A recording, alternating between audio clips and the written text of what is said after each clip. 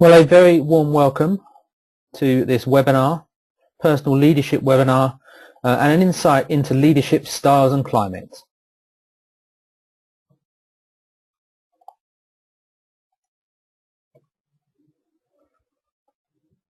I'm Steve Blackwell. I'm a consultant with the Performance Coach, and I'm going to be facilitating today's webinar.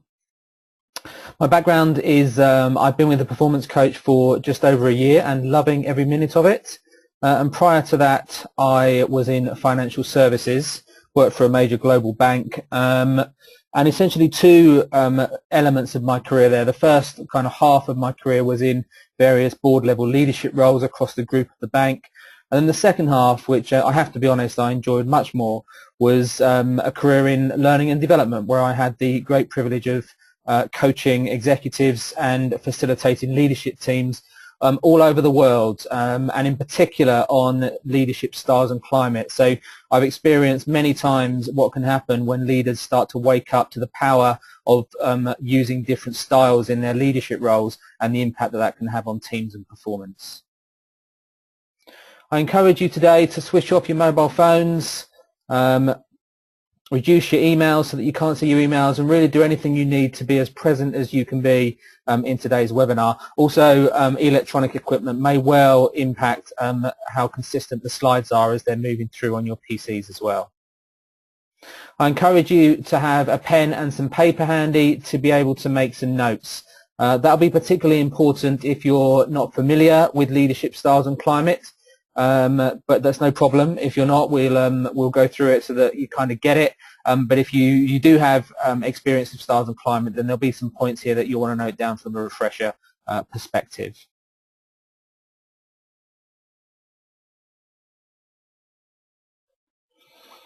So in terms of the outcomes, it will be a refresher for some, but it might be an induction for others into leadership styles and climate. So we'll be taking a look at Goleman's theory.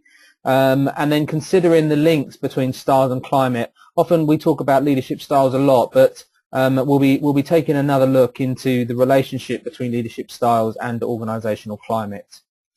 But then we'll be doing something a bit different with the styles. We'll look at the psychology that underpins leadership styles and the choices we make about the styles that we use. So we're going to take a look at beliefs and values, and we're going to take a look at the Myers-Briggs profiling tool as well, and just start to explore how those different mechanisms of evaluation might impact the styles that we make. And I'll be looking to provide as reflective an environment as I can to enable you to step back and just reflect upon what this means for you. We all run extremely busy lives, and I have no doubt that your roles are hugely busy. So it's an opportunity just to step back and reflect, and one that I encourage you to really take. In terms of the route map, we're going to check in, and I'm going to ask you for your own kind of check-in objectives and ways of working in a second. And then we'll move in and we'll take a look at the theory in terms of the relationship between leadership styles, the climate in a team, and the performance of a team. And then Goleman likens the selection of the styles that we use to golf, and he says that actually it's a lot like choosing a golf club. So the styles that we use for a given situation are like picking the right golf club for the right shot, and we'll be taking a look at those choices and the impact that they might have. And then, as I said, we'll be looking at the psychology behind leadership styles and help us to kind of understand what might be driving us to make the decisions that we make around the styles that we use in given situations. And then the final piece will be to close the knowing-doing gap, which the Performance Coach prides itself on being able to facilitate. So there may be some knowledge that you acquire through today's webinar, but the critical thing is about how you apply that to your everyday lives and everyday work. So there'll be an opportunity at the end to consider how you take the knowledge and apply it to action.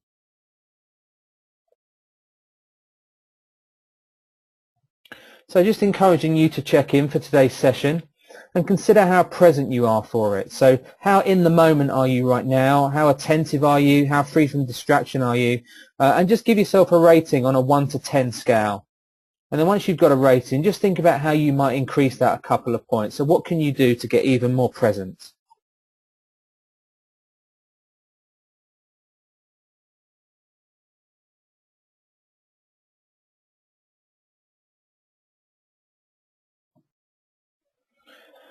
And in terms of getting the most out of this session, what do you need to do that? Or how do you need to be to do that? So follows on from the presence question really. Are there a couple of behaviours or disciplines that you want to sign up to personally that will mean you'll get the most out of this session? It might be things around focus, note-taking, reflection, whatever you want to do that means you're going to get the most out of the session. Just take time just to note that down.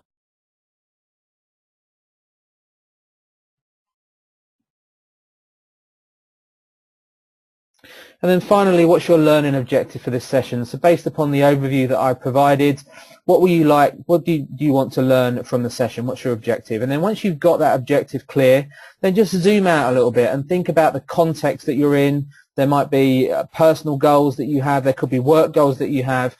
What's the link between your learning objective here and the bigger picture? So how does your learning objective link to some of the bigger goals and context in your life?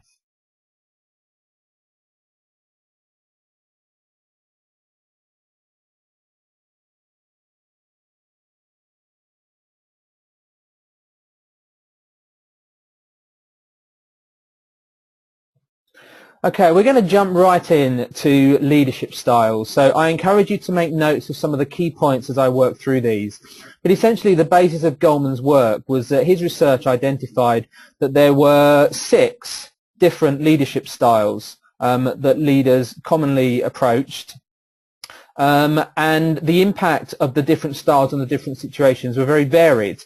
And hence this golfing analogy of this is very situational. So some styles in some situations are right and produce a good result, and sometimes they're not right and they produce a less good result. So there's no kind of right or wrong overall, but there is a sense that some styles are better in some situations than others. I'm just going to walk through the 6 styles. And as I do, just jot down some key points because it will be useful to have some notes as we move through the remaining parts of the session. So firstly, the visionary style, also known as the authoritative style. Over the years, different names have kind of transcended the different styles. And this is a style which mobilizes people towards a vision. It's about clarifying the big picture, where we're going, why we're going there. And the essence of this style is come with me. So the coaching style is predominantly interested in long-term professional development. It's about helping improving performance and developing long-term strategies. So a sense of encouraging people to try out different things. So coaching, try this. The affiliative style, about harmony and emotional bonds in the team, particularly used for when healing rifts or during stressful circumstances. But the essence of the affiliative style is I want to create harmony and build emotional bonds in my team. And the style in a phrase, people come first. So the democratic style, also known as the participative style, is founded on a belief that people have the answers. And therefore it's very high on consensus and getting input from employees in terms of decision making. So the style in a phrase there, what do you think? Pace setting style, shorter term style, about quick wins, very effective with highly motivated teams in the short term, but is essentially characterized by the leader role modeling what to do and how to do it, and the team have to follow. So this is about the leader role modeling what to do and how to do it and the standards that are required. And so the essence of this style is do as I do now.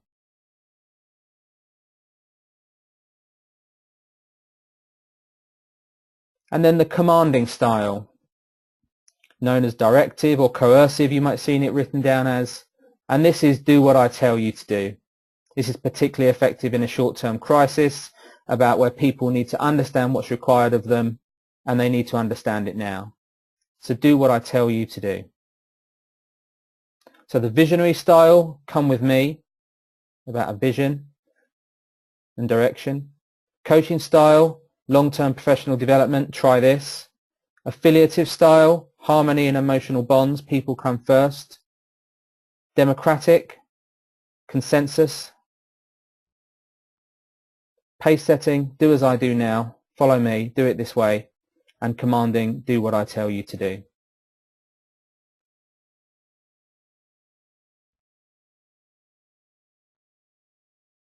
So I'm just going to invite you now to consider these styles as they relate to you. And the first question I'd like you to reflect on is which styles do you personally identify with the most? So these might be the ones that you use most of the time, the ones that particularly appeal to you. They might be ones that you want to be using more of. So which styles do you personally identify with the most?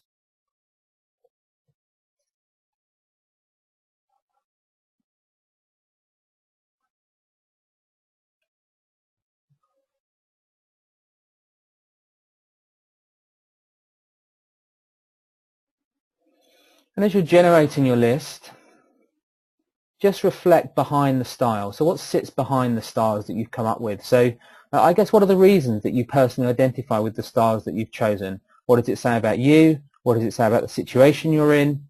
What are some of the reasons?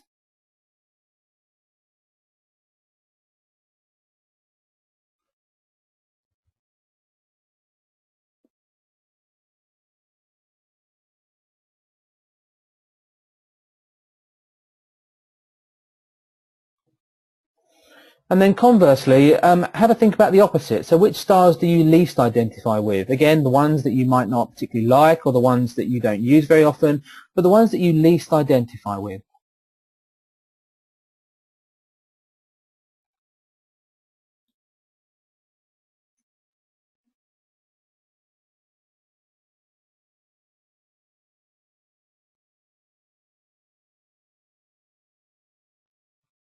And once again, just look behind the list. What sits behind that?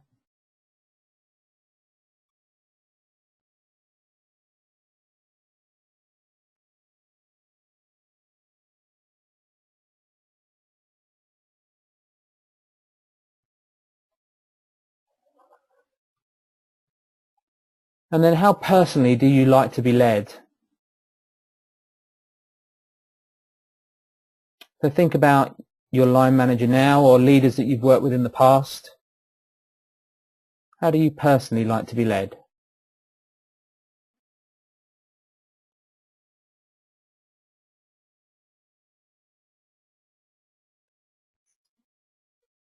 And once again, what sits behind that?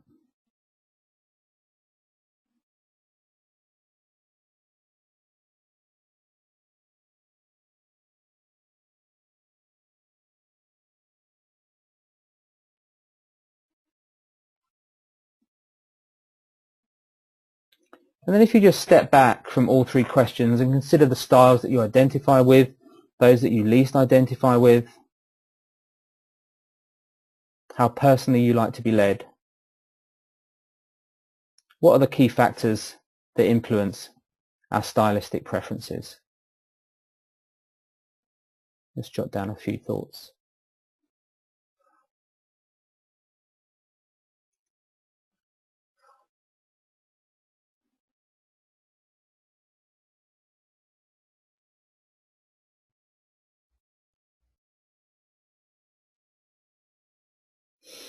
And you may have come up with a range of things there, but typically people will be reflecting on, and you may have areas that are not on the list I'm about to give you, but typically we're reflecting on the situation or the task or the goals and objectives that we're faced with, the broader business context that we're in, the way we're being led and our temptation to lead in the same way that we're being led, the strengths and makeup of a team, the culture and expectations of the organization that we're in. And then we're going to take a look at our values and beliefs and experiences shortly, and also our personal preferences and our personality types we're going to take a look at as well.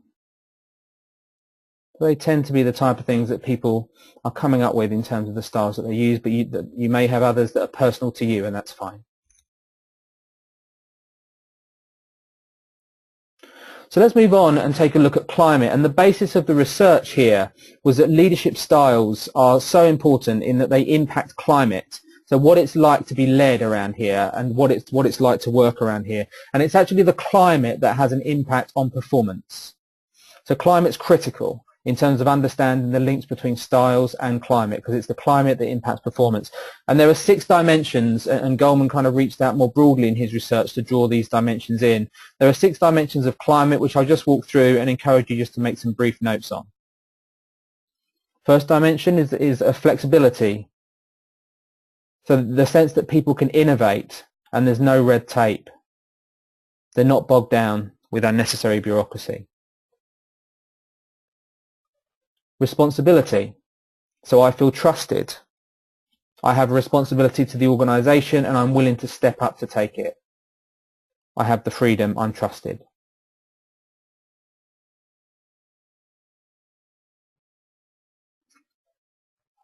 So standards. This is essentially about how stretching the goals are that teams set for themselves, but nevertheless achievable goals. But the standards are high, but they're realistic.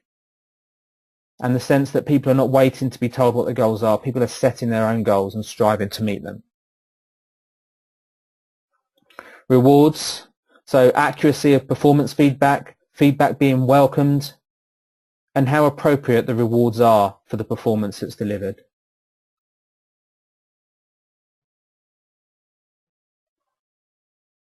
So clarity. Clarity people have about mission and values. So we understand where we're going, and not only where we're going, but we understand the values that will bind us in taking us there.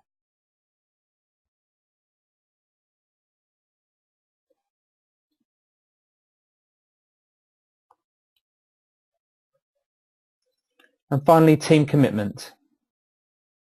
So I understand the purpose of this team, and I'm committed to the purpose of this team. So a commitment to what this team is all about. So flexibility, no red tape. Responsibility, trusted, responsibility to the organisation. Standards, stretching but achievable goals. Rewards, performance feedback and appropriate rewards. Clarity, I understand where we're going and the values that will bind us to get there. And then I understand the purpose of this team or business area and I'm committed to it.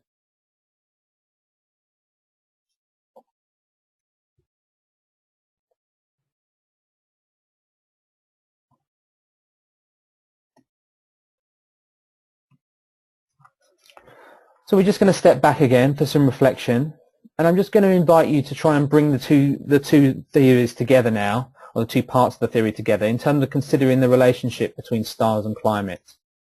So firstly, if you consider the impact on general climate, so maybe all 6 areas together, of a dominant and sustained commanding style, what do you think the impact is? Do you think it's a positive impact or a negative impact over the long term? So what's the impact on climate of the commanding style? Positive or negative?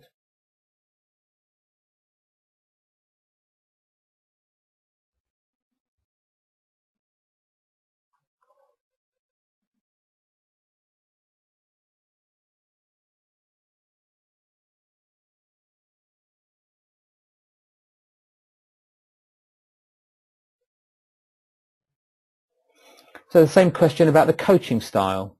So a sustained and dominant coaching style, what do you think the impact is on general climate?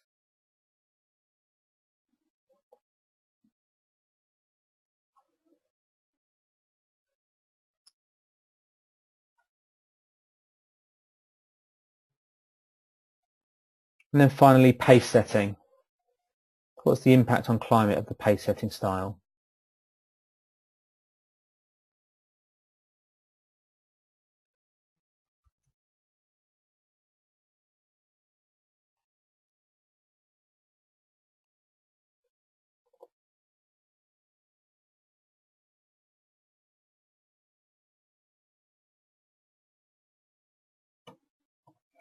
And so when you step back on all 3 of those scenarios and consider the broader styles that we've spoken about, what do you think are the combination of styles which have been shown to deliver a sustained positive impact? So what are the key styles that tend to impact climate positively over the long term?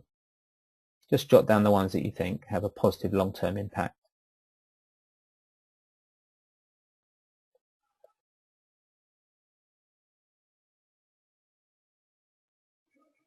So this is a simplification of Goleman's research.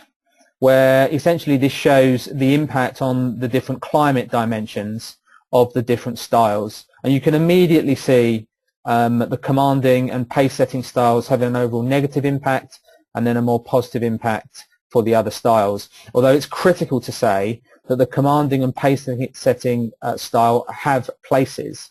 As I said before, this is not right or wrong. They have places. This is just about them being used.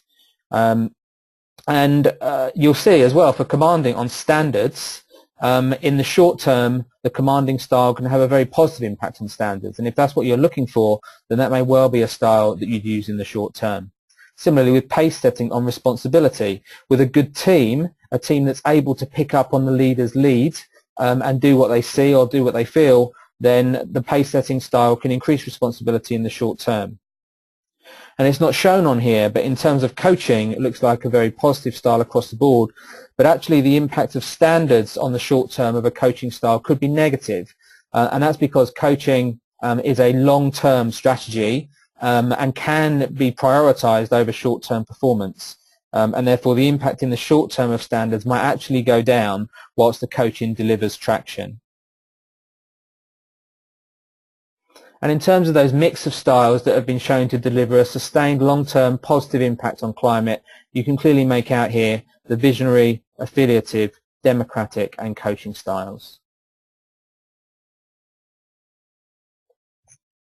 So we've had a look at the theory, maybe a refresh for some, maybe a grounding for others, and we're going to move in to just consider some of the psychology now behind the stylistic choices that we make.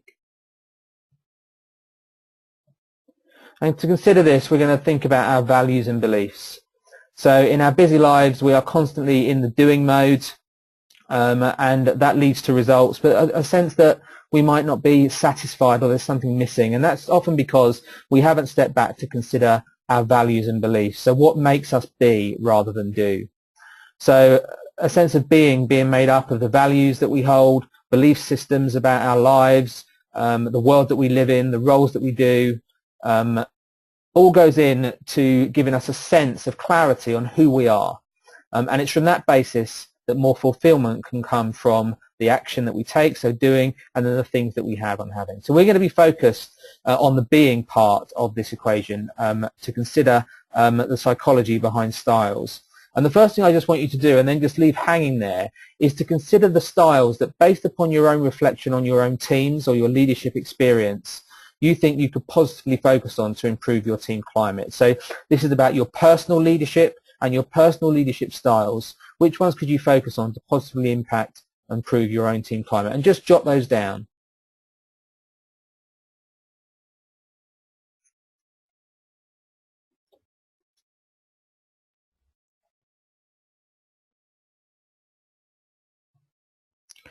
Okay, and then just brainstorm the key values and beliefs that you hold. So what do you value most? What are the beliefs you hold about your role or who you are? Just jot those down, and then just try and prioritize the 2 or 3 values and beliefs that you think have the biggest impact on who you are and the way you are. Just come up with your 2 or 3 top key values and beliefs.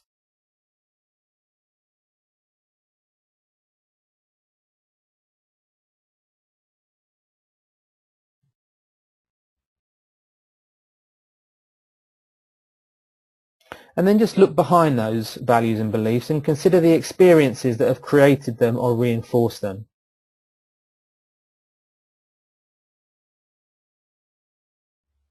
This might be going back some time, or this could be more recent experiences.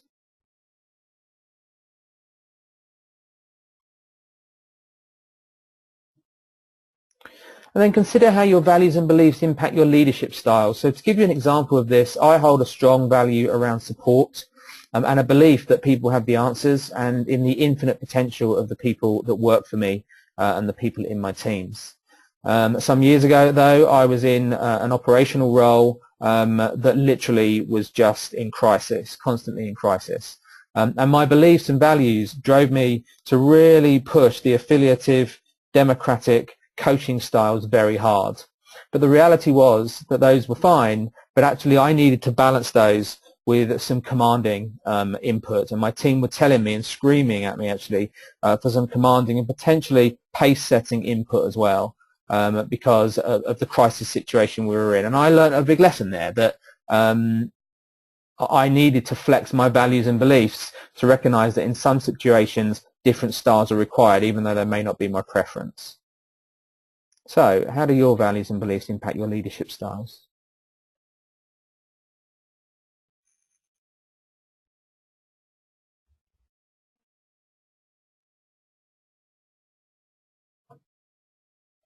And then finally, if you're going to practice different styles or apply different styles, which values and beliefs do you need to reflect on so that you can make those changes and have a positive impact on your team climate?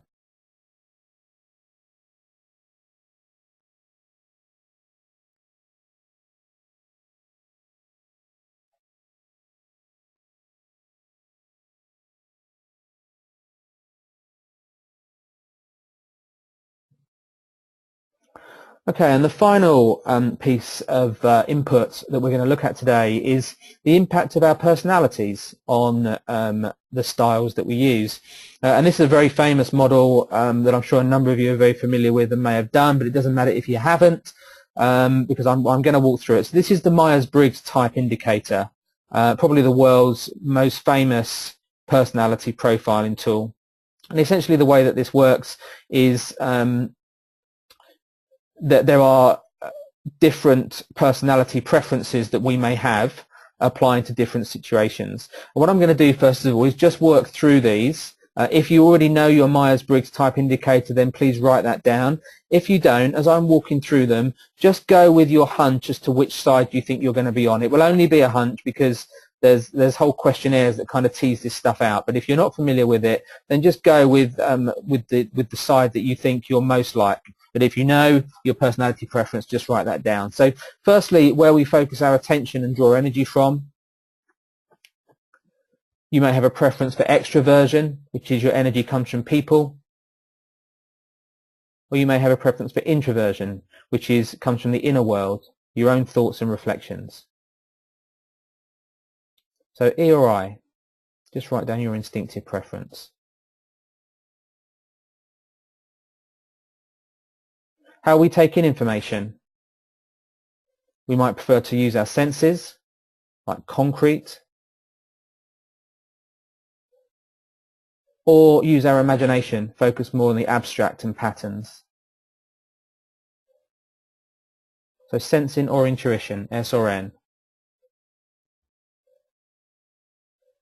How we make decisions. So thinking, do we prefer to use impersonal objective logic, or prefer to consider impact on people and values? And again, there's no right or wrong with any of this. This is just as it is. So is it preference of thinking or feeling? And then finally, how we orientate ourselves in the external world. Do we prefer organized and orderly, look at the world and see decisions, or more flexible, spontaneous ways, and we seek to understand the world, J or P?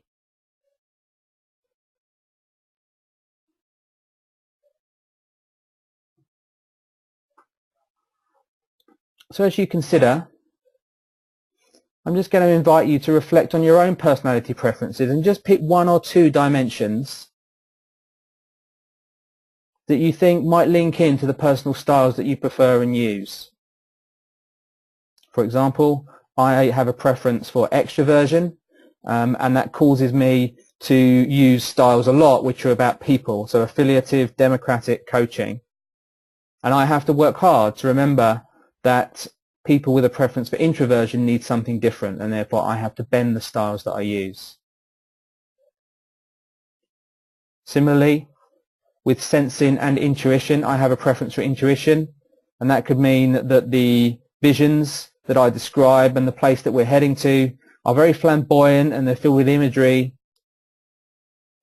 but people with a preference for sensing need something different.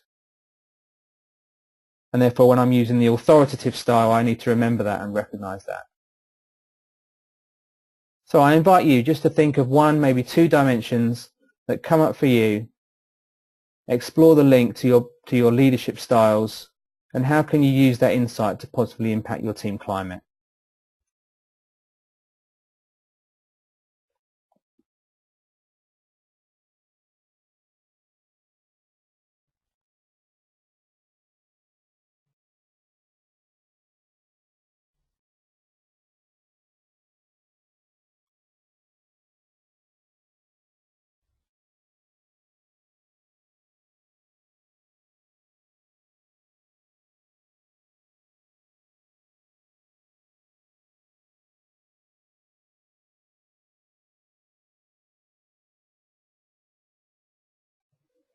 Okay, so we're coming to the end of our webinar now, and I'm conscious that we've covered a lot of ground in not too much time, so there may well be some ongoing reflections that you want to make, and that's fine, that's absolutely fine. But I encourage you just to consider now, while you're kind of in the moment and in the webinar, one key insight that you've got from today's webinar and 2 immediate actions that you feel compelled to take.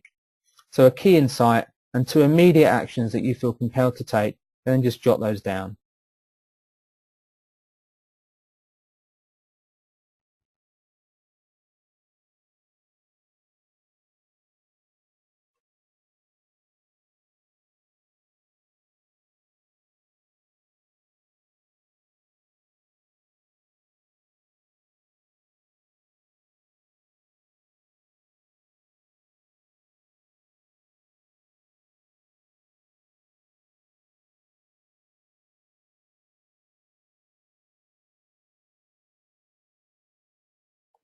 So I'd like to thank you for your input today. I hope you found the webinar useful, and I hope to see you soon. Goodbye.